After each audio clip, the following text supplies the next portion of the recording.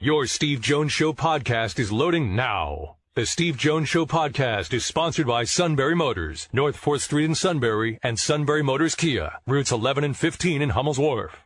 Let's bring in Nate Bauer, the great Nate Bauer, on 3.com, Blue White Illustrated. Sir, always a pleasure. Thank you so much for having me. What's going on? Not too much. They point me toward whatever I talk. Sure. So, yeah, this is the role I have. Let's start with Chop Robinson. No surprise. Sure. So Chop is going to opt out of the Peach Bowl. He's going to go to the draft, and I think this was expected, about a year ago. Yeah. How about that? The guy who is exceptional and has really earned his reputation is making the leap and very much belongs in that conversation. I mean, he's just been so electric, so flashy, right? For if that's a word that counts. I mean, he's just always around the ball and has been so disruptive for Penn State's defense. I had a little bit of question as to whether or not Penn State could pull off convincing him to stick around on a limited rep schedule, right? I mean, it's certainly something that James Franklin has alluded to before. They really try to massage the situation as well as they can with these guys to just get them to continue to be a part of the team, right? To still be around, enjoy the bowl trip, what have you. But it's really a narrative and a storyline that works counter to what has become, kind of accepted thinking, right? In terms of what agents are saying, what the NFL has kind of presented of, okay, you did your work, all your work is done.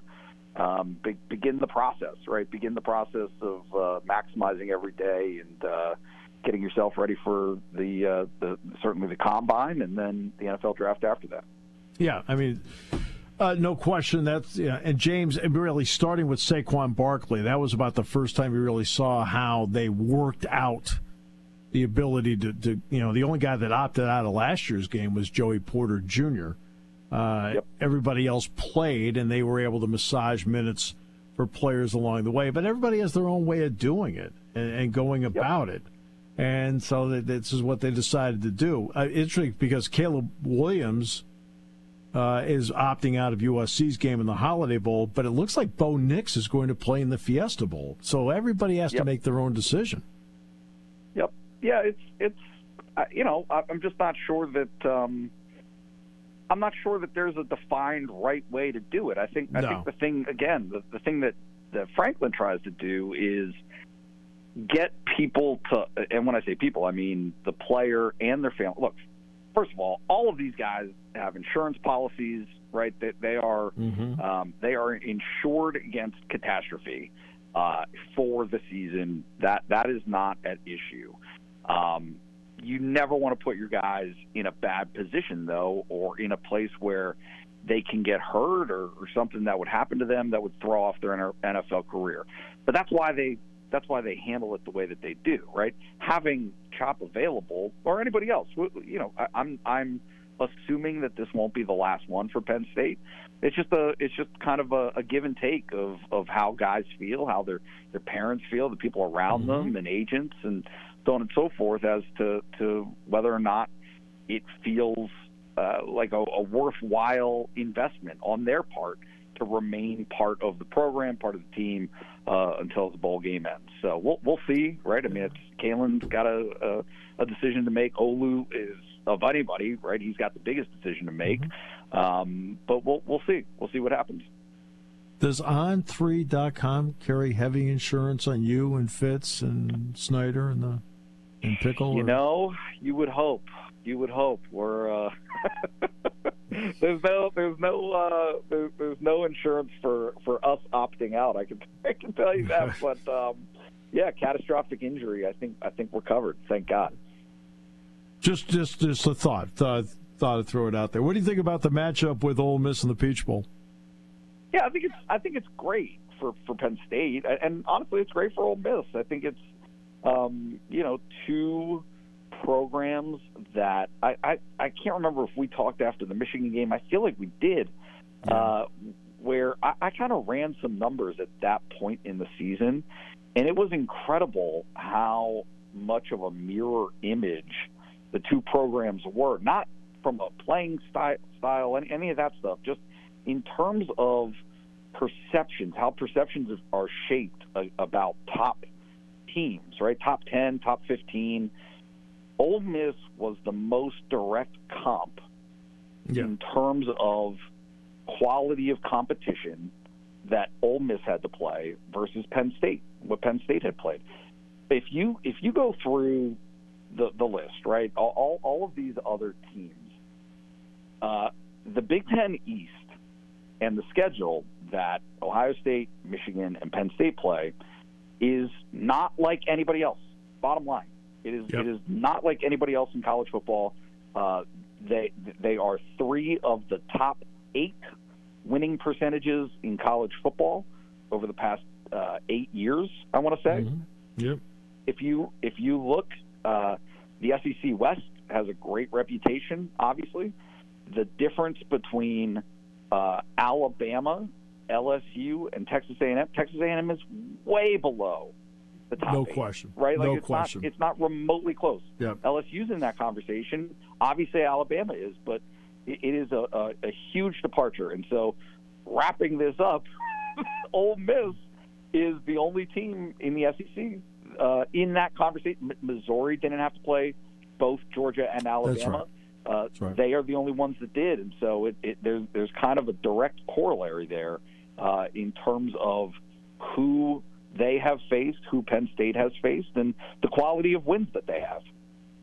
Which then brings us to the college football playoff, the way it played out. Now, the roots of this do go back to the fraud alliance that Kevin Warren and Jim Phillips and George Kliavkoff, because they kept delaying the 12-team playoff. It should be this year.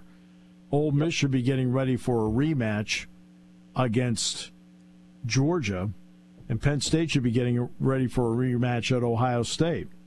All right? Instead, we still have 4 for the final time because these 3, messed it up. Simple as that. Yep. All right, I mean, they did. I mean, that's the roots of it, just so everybody knows. I mean, it has to be talked about more. What are the roots of something? Well, that's the roots of this going back. But in the end, Florida State is undefeated and out. Alabama is in. Your thoughts? I have. It's interesting because I think that sometimes I come across as not liking college football because I have strong opinions about the ways that it needs to change. I feel the way that I do because I like college football. I think it deserves so much better. I think fans deserve better. I think the media deserves better. And absolutely, I think the teams that are playing the games deserve better than to have 13 people sitting in a closed-door conference room deciding that. I think those people deserve better than this. Right? In this system. Right. It is patently dumb to have these be the parameters. It is something that is wildly different from any other sport, and people want to make the claim that that's what makes that's what makes college football such a great and unique sport. It's not. It does not help. It does not behoove college football to have a playoff where the representation of its participants is 3%. There's nothing remotely like it in pro sports. And guess what? These are pro sports, and that includes college sports. The NCAA tournament is close to 20%. NCAA baseball, you name it, across the board, playoffs for all of these sports has representation 15% plus. It is a wild departure, and it is patently unfair that these teams aren't getting into it, and it hurts the sport not just right now. It hurts the sport's future. The lack of parity, the problems that you see in the game in terms of it being so one-sided. You have these great dynasties. it precludes the ability of programs to sell, hey, you might have a shot at making the playoffs. These things are going to be corrected next year to a certain extent. They can take more steps than they have. Expanding to 16, I think, is absolutely warranted. Yes, but this is a step in the right direction, and it is a shame, I think, and an embarrassment to college football that it took this situation this year for everyone to kind of finally get on the same page and say, man, this is really dumb. This is a really dumb way to operate the ability to crown a champion in one of the best sports there is. And I agree. There isn't anything there. You said that I didn't, and I know how much you love the sport because you make commentaries because you care. I mean, you care about it. And that's why you make the commentaries you do, trying to make it better, which then brings us to the Charlie Baker proposal that he'd like to throw out there. Essentially what he's trying to do here, and tell me if I'm correcting the dots correctly, I looked at it as we want you to have autonomy in the world of NIL and so forth, but not break away from the NCAA. That's how I viewed what he proposed. Yep. No, I think that's right. I mean, look, I can see a lot of different ways that this goes. I think that certainly the sport has, James Franklin says this all the time, has made more changes. The sport has changed more dramatically over the past 5 years than the prior 30. And so some of the dogma that exists in the sport is starting to fade a little bit, which I think is good in a large way. What is curious to me, what I will be interested to see is whether or not the conference allegiances, right? We've been talking about expansion for so long that I'm wondering if the next step isn't actually shedding teams, right? Yeah. Shedding programs, finding a common space or allegiances that cross boundaries, that cross conferences, where you put together the big boys, for lack of a better right? Exactly. Like put together the programs that spend what they spend on this, right?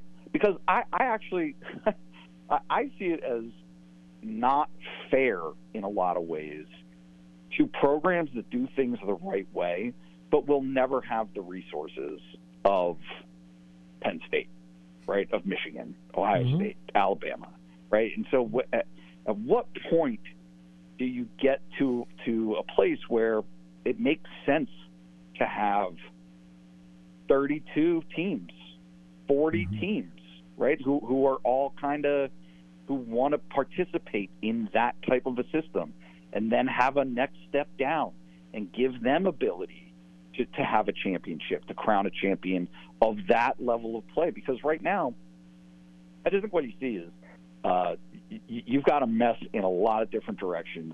NIL is a big part of it. We are going to move at some point into collective bargaining. There will be the ability at some point of the universities themselves or the conferences, what have you. I don't know what that structure is going to look like, but players are going to get paid, right? It is long overdue.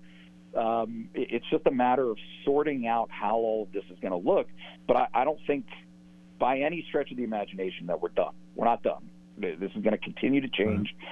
In a lot of ways, I think it's going to change for the better. Well, the NCAA would like to have Congress bail them out. Not and going to do happen. this, right? And and to the credit of those in Congress, there have been several that have said, "Hey, you need to work this out yourself," because and here's the bottom line: if I'm going before the Commerce Committee about the Commerce Department budget, the people sitting up there asking the questions, because it's their committee, are extremely well versed in the issues of the Commerce Department. But if it comes to a sports thing, they are not well versed as to how sports actually works. That's why I don't want them doing it, because it's not their area of expertise. And that's why I prefer they not be involved in it. Yeah, I mean, I see a few things here. One, I think that the way that things are currently structured, Title IX is a massive hurdle to getting this to operate independently, right? To have That's right. college football and men's college basketball be separate and apart. That's the loophole of what these collectives are in a lot of ways. Is being able to kind of skirt that. They're clinging to amateurism. There's a lot of stuff that I understand, even from my perspective of things that I would like to see change, that it's not as easy as snapping your fingers and saying, hey, just make it this way. These are public institutions. They are taxpayer funded in a lot of ways. I'm not saying completely, but they're not separate and apart, right? There are tax dollars that goes into this. And so there are laws on the books that demand operating in a certain way. So they got to figure that out. They got to figure that out. There has to be they have to put these smart people in a room and figure out how you do that without violating the law, right? And so I don't know what that looks like. But certainly there are challenges that for the sport to reach its potential, if it's going to stay on this course, which I believe it is. It's going to continue on this trajectory. It's only going to get, it's only going to be furthered. They're going to have to figure those things out. Right. And look, I remember when it was the O'Bannon case, and Mark Emmert testified. And I don't even think the O'Bannon people asked a question, because in direct examination, he's talking about the ivory tower and the whole thing. And, of course, everybody's just nodding their heads. Meanwhile, the O'Bannon people are like, keep going. You're winning the case for us. Great. Thank you. Thank you. Right. All he had to do was get up and at least open the door and tell everybody where the money goes. Because every sport except for two loses money. How do you make up for it? Okay, in order to, you just look at the jury or the judge and say, how many of you were in favor of women's sports? Everybody put their hand up. Well, how do you pay for it?